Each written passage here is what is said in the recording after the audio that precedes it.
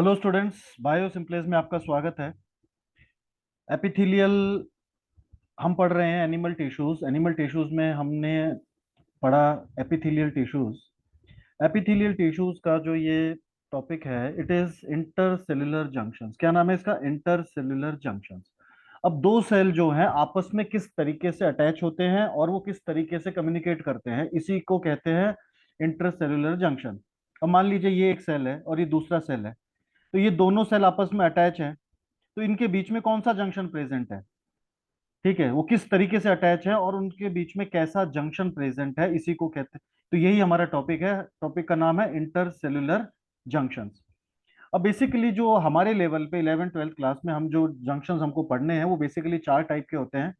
एक होता है इंटरडिजिटेशन, दूसरा है एडेरिंग और डेस्मोसोम्स, तीसरा टाइट जंक्शन और गैप जंक्शन। तो आइए अपना टॉपिक स्टार्ट करते हैं। इंटरसेल्युलर जंक्शंस में पहला है हमारा इंटरडिजिटेशन। इंटरडिजिटेशन में क्या होता है? इंटरडिजिटेशन में मान लीजिए ये फिंगर लाइक प्रोजेक्शंस हैं, ये पहला सेल है। तो उसके जो प्लाज्मा मेम्ब्रेन है उसके फिंगर लाइक प्रोजेक्शंस बन जाते हैं। फिर दूसरा सेल है, तो दूसरे सेल्स का भी ऐसा ही है, उसके भी फिंगर लाइक प्रोजेक्शंस जो है वो इसके अंदर घुस जाएंगे। इस तरीके से इसको कहते हैं इंटरडिजिटेशन। तो ये जो मैंने डायग्राम बनाया है ये पहले का डायग्राम है, दैट इज कॉल्ड इंटरडिजिटेशन। इंटरडिजिटेशन में क्या होता है कि पहले सेल के जो साइटोप्लाज्मिक प्रोसेस है वो दूसरे सेल के साइटोप्लाज्मिक प्रोसेस में ऐसे इस तरीके से अरेंज हो जाते हैं, एडजस्ट हो जाते हैं, या कह लो पैक हो जाते हैं। That is called interdigitation. अब जो इंटरडिजिटेशन है ये बेसिकली हमको देखने को मिलता है ट्रांजिशनल एपिथेलियम के अंदर। जो ट्रांजिशनल एपिथेलियम है इसी में हमको देखने को मिलता है इंटरडिजिटेशन के टाइप्स। ठीक है। तो जो ट्रांजिशनल एपिथेलियम कहाँ पे पाया जाता है, मैंने आपको बताया था ट्रांजिशनल एपिथेलियम में क्या होता है। ट्रांजिशनल एपिथेलियम पाया जाता है एक्सक्रीटरी सिस्टम के पार्ट्स में, जैसे यूरिनरी ब्लैडर, और ये स्ट्रेचेबल होता है। तो ठीक है, तो ये जो इंटरडिजिटेशन है वो इसको स्ट्रेच करने में आसान, इजी ईज प्रोवाइड करते हैं, आसानी से वो उसको स्ट्रेच करने में मदद करते हैं।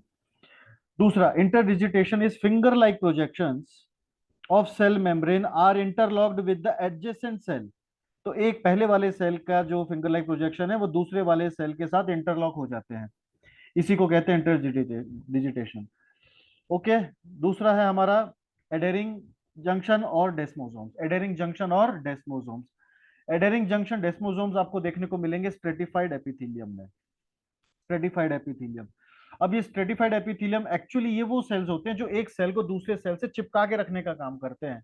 ठीक है। तो they keep nearby cells together, cementing material, ये सीमेंटिंग मटेरियल की तरह काम करते हैं। अब आपको मालूम है स्ट्रेटिफाइड में क्या होता है, बहुत सारी लेयर होती हैं और बहुत सारे सेल होते हैं वो आपस में चिपके हुए होते हैं। तो किसकी मदद से चिपके हुए हैं वो आपस में? With the help of aiding junction और डेस्मोसोम्स। एडेरिंग जंक्शन और डेस्मोसोम्स की मदद से वो आपस में जुड़े हुए हैं, या ये कह लीजिए कि अटैच है। ठीक है। अब इनका मेन मकसद क्या है? इनका मेन मकसद होता है mechanical support. Mechanical support provide करते हैं। तो जो एडेरिंग जंक्शंस होते हैं या डेस्मोसोम्स जो होते हैं वो क्या प्रोवाइड करते हैं? मैकेनिकल सपोर्ट प्रोवाइड करते हैं।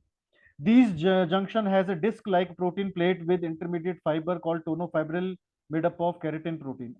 अब इस जंक्शन में क्या होता है, एक प्लेट होती है। ठीक है, और ये जो प्लेट है इस प्लेट को क्या कहेंगे हम?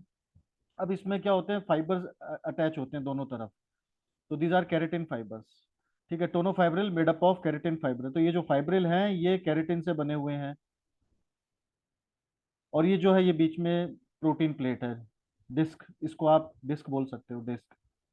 तो इस तरीके का स्ट्रक्चर होता है हमारा डेस्मोसोम्स का। ओके। अब आप इसमें मेरे एक इमेज भी डाली, आप उसमें भी देख सकते हैं। तो ये जो है हमारा एडेरिंग जंक्शन है, ये सेकंड वाला क्या है, एडेरिंग जंक्शन या ठीक है। तो इसमें आप देख सकते हैं ये डेस्मोसोम है। तो ये दोनों ही क्या प्रोवाइड करते हैं? क्या प्रोवाइड करते हैं दोनों? Cementing material. दोनों ही सेल्स को आपस में जोड़ के रखने का काम करते हैं। तो ये देख सकते हैं आप यहाँ पे भी, ये जो फाइबर लाइक स्ट्रक्चर्स हैं, they are actually what, they are actually made up of keratin protein. ये केराटिन प्रोटीन से बने हुए होते हैं दीज फाइबर्स। इसको हम टोनोफाइब्रिल भी बोल सकते हैं, दे आर ऑल्सो कॉल्ड टोनोफाइब्रिल्स। आगे देखते हैं, तीसरे टाइप का सेल जंक्शन हम देखते हैं, that is called tight junction. अब नाम से ही समझ में आ रहा है टाइट जंक्शन क्या करेगा, दोनों सेल्स के को टाइटली पैक करके रखेगा, एक सेल का मटेरियल दूसरे सेल के अंदर नहीं जाएगा।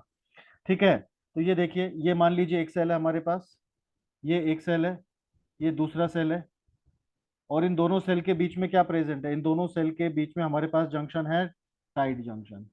ये टाइट जंक्शन है, दोनों सेल के बीच का जंक्शन कैसा है, टाइट जंक्शन है। अब ये इतना टाइट है कि इसका कोई भी मटेरियल ना तो इसमें जा सकता है, ना ही इसका कोई मटेरियल यहाँ आ सकता है, तो लीकेज नहीं होगा। एक सेल का जो मटेरियल है वो दूसरे सेल में लीक नहीं होगा या एंटर नहीं करेगा, इसी को कहते हैं टाइट जंक्शन। ठीक है, तो टाइट जंक्शन जो है, it stop substance from leaking across tissue. तो ये सेल के मटेरियल को सेल के अंदर ही रहने देगा, उसके बाहर नहीं जाने देगा।